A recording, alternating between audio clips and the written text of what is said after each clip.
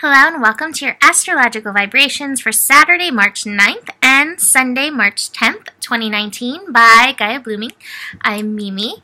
And our energy mantra for this weekend is I am worthy of my soul's highest path. And I had an interesting realization. It gets to Friday every day or every week, and I'm like, I don't want to go on camera. I don't want to record. And I was like, wow, I wonder if this has to do with Friday being Venus Day. So every day is named after a planet or a goddess or god. So Friday is Frigg or Freya, and Norse astrology, which is just like Venus energy. So it's very yin. And that's what I've been feeling on Fridays, like very yin, very passive, very much in the flow. And it's like, I don't want to have to put in the extra effort, but I am willing to show up. So here I am this way, honoring my yin. I've been working on doing more of that, just as I am bringing it forward in the astro. And so this is one of my ways to do that. That being said, let's dig in for the weekend. I pulled some cards for Saturday and Sunday apart, and then an overview card. Oh, we got a Lala. I wonder if Lala wants to come say hi. You want to come say hi, Lalas? Come here. Just kind of staying off camera, just like me. I pulled the adventure card for this weekend, and this card always to me is like, hey, there are some shadows that we're working through, but we're moving into the light. And I think we need to remember that. I've been talking about this energy of Pisces and how it can go so deep. And especially on Sunday, we get muddy. We will have a lot of Taurus energy going on. And between the Taurus earth energy and all the energy that's going on in Pisces right now, we've got mud. So muddy energy can feel a little heavy. It can feel a little dense. Mud energy is overall very clearing. So this is a powerful thing. You know how you would put on a mud mask? Same thing with mud energy. It's like, let me bring stuff up to the surface so that it can be washed away. So just be very aware of that.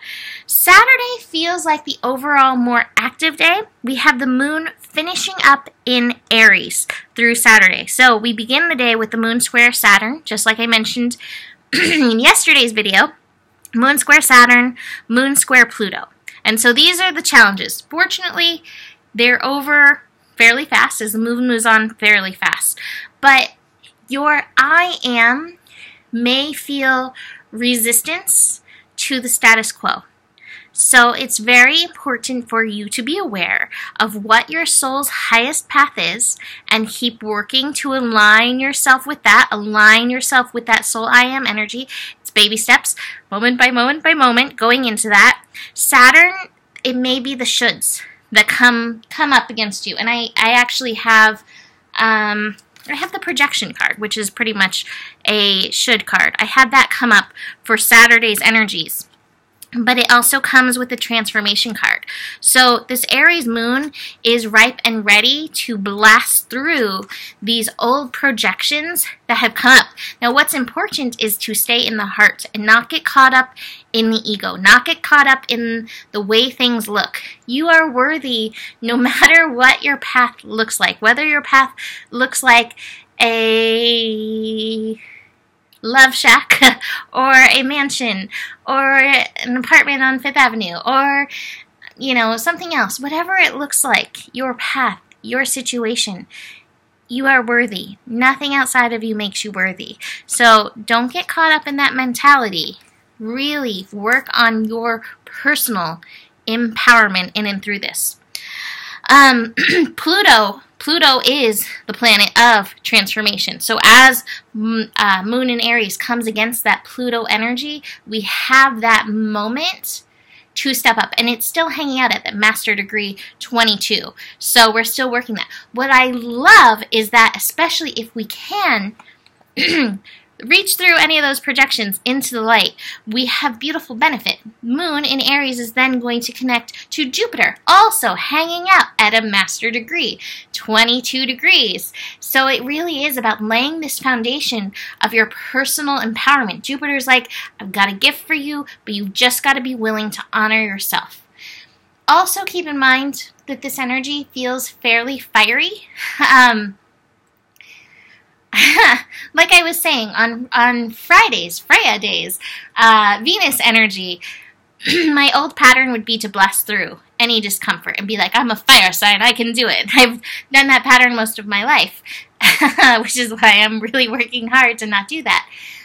Make sure that you're listening to yourself, to that yin, as you move through these energies. With all this fire coming up, you may want to blast through, but sometimes it does take a little bit of softness to bring the ultimate transformation energy. All right, so last little events on Saturday. This is interesting. Moon will shift into Taurus. Now, this is happening at 11:10 p.m. Pacific time, so for most people, it's happening actually Sunday morning.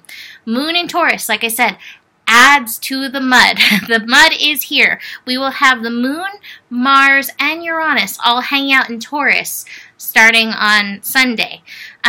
So really activating that Taurus energy. The first connection that the moon is making is with Uranus, newly in Taurus. So moon conjunct Uranus. Moon brings emotional energy. Uranus brings sudden change. And this really feels like kind of the instigation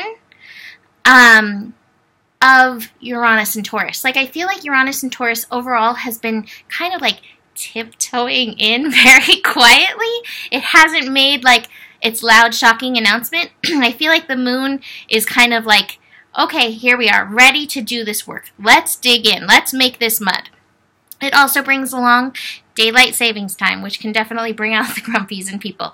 Daylight savings time is Sunday, spring forward. So you remember. I don't like it, but it is, so might as well talk about it. Where are my cards? Here are my cards. Here are my cards for Sunday. The first card, so Piscean, so mud. Oop. It's the moon card, the past lives card.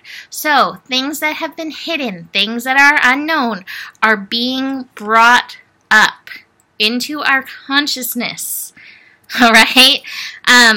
You are being guided through it, so it's going to be okay, but just be very aware that this is probably a large part of this card. You know, facing whatever does come up. Just be really aware on an emotional level. I mean, the moon moves through fast, so it's going to move really fast past that Uranus connection, but it could stimulate some things. Be very aware, because it is happening during dream time for a lot of people. Be very aware if anything comes up in your dreams, anything uncomfortable, anything that's been hidden. This is really ripe energy for worth issues, as I have been saying. So whatever does come up, see if it does connect back into your worth. One of the things we really want to get aligned with is our worth alignment with like how we emotionally feel about it. You know, like when I say worth or self-esteem or, you know, do you love yourself? How do you really feel about that? Digging into that can help you make whatever shifts are required to live your soul's highest path. Going back to that. Speaking of the mud, we have Mars in Taurus connecting to Neptune in Pisces. Again, these cards are so right. So Mars in Taurus is how we take action. Mars energy, how we take actions in regard to our creativity, in regards to our worth. And Neptune, Neptune, especially in the sign of Pisces, can bring up old stuff. I've said it on Scope a lot, but I haven't said it for a while. A lot of my worth stuff in this life actually connects back to Atlantean times. There's a part of me that was very upset, and it affected my worth, that I was not able to save Atlantis, which I know is ridiculous, but, it's something that weighs on my soul. So be very aware. These worth things, they may be ancestral, they may be from past lives, but, good chance of them rising to the surface with this connection. How do you move forward on your soul's highest path? How do you bring the healing? How do you know your worthiness of this beautiful, innocent being that you are, filled with light? That's how we want to approach it. Also, with the Neptune connection, things may be a little foggy. Tune into your higher self. Tune into your guides. Pull cards to help you know how to move forward through this transit. And then finally, to finish up Sunday energies, we have the moon. Moon in Taurus, squaring Venus. Venus in Aquarius. And this is at 11 degrees, master level degree. Lots of that master stuff this weekend. And that's what I wrote down. Worth healing. We are moving through the mud. We have a lot of Uranus energy going on, to stimulate stuff. Venus in Aquarius, like I've been talking about. There's parts in all of us that we still deny, that we don't like. It could be, I don't like my tummy, I don't like my nose, I don't like my toes, It could be personality traits that you're not a fan of within yourself. What would happen if you embrace these things? These things, none of these things are necessarily permanent. Everything's changing. We don't come back in these bodies. But these things that are here for a reason. They're here to shift us. They're here to help us. What if you embraced it? What would happen then?